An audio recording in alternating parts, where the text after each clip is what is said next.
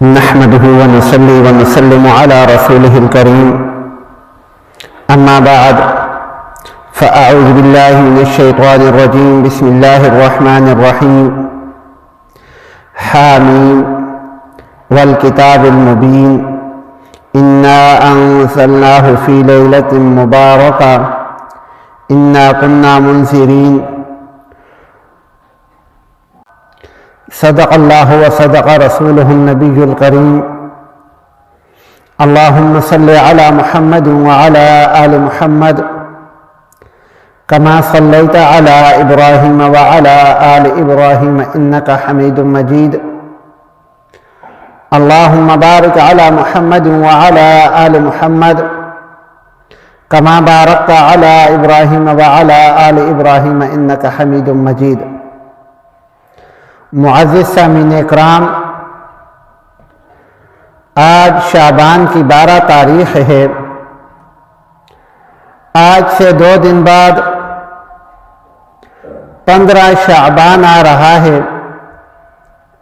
اور 15 شعبان کی جو رات ہے اس کو شب بارات کہا جاتا ہے۔ شب بارات کے حوالے سے آج گفتگو کرنی ہے۔ شب بارات کو اللہ رب العالمین انسانیت کی مغفرت کے لیے لوگوں کو جہنم کے عذاب سے بچانے کے لیے اپنی بے پایہ رحمتوں کا نزول فرماتے ہیں۔ اس کے علاوہ شب بارات کے اندر کوئی خاص عبادت، کوئی خاص ذکر و اذکار، کوئی خاص نوافل، کوئی خاص تسبیحات یا کوئی خاص قسم کی عبادت جو ہے یہ کسی حدیث صحیح میں مذکور نہیں ہے۔ کچھ احادیث مبارکہ کے اندر اس شب بارات میں اللہ رب العالمین کی بے پایہ رحمتوں مغفرتوں کا تذکرہ ہے، لیکن اس رات کے اندر بھی احادیث کے مجموعے کو اگر دیکھا جائے تو کچھ لوگ ایسے ہیں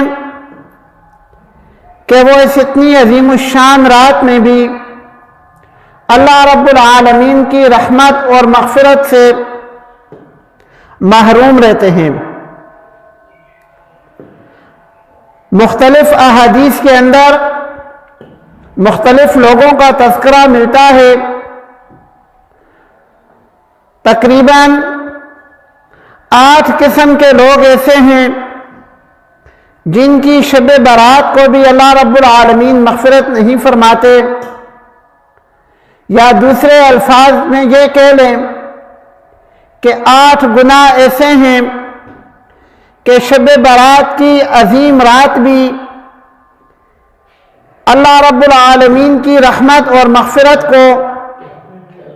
وہ گناہ متوجہ ہونے سے مانع ہوتے ہیں۔ اس میں سب سے پہلے نمبر پر کفر اور شرک ہے۔ جو انسان کافر ہوگا یا مشرک ہوگا شب برات میں اس کی مغفرت نہیں ہوگی۔ کفر اور شرک میں معمولی سا فرق ہے۔ کفر کہتے ہیں اللہ رب العالمین کی ذات یا صفات میں سے کسی کا انکار کرنا، جیسا کہ عام طور پر سکھایا جاتا ہے آمنت باللہ وملائکتہ وکتبہ ورسلہ والیوم الآخر والقدر خیرہ وشرہ من اللہ تعالی والبعث بعد الموت،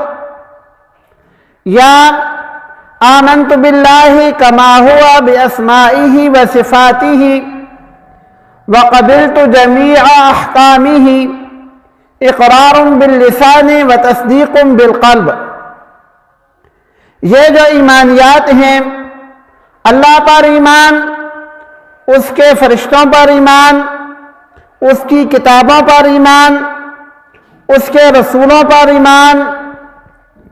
آخرت کے دن پر ایمان، تقدیر کے اچھا اور برا ہونے میں اللہ رب العالمین کی قدرت کاملہ پر ایمان، اور موت کے بعد دوبارہ اٹھنے پر ایمان،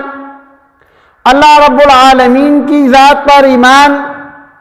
اس کی صفات اور اس کے ناموں کے ساتھ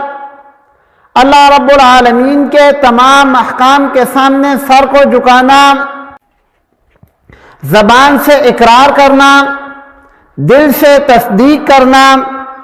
یہ ساری چیزیں ایمانیات میں سے ہیں۔ اگر کوئی بندہ ان میں سے کسی کا انکار کرتا ہے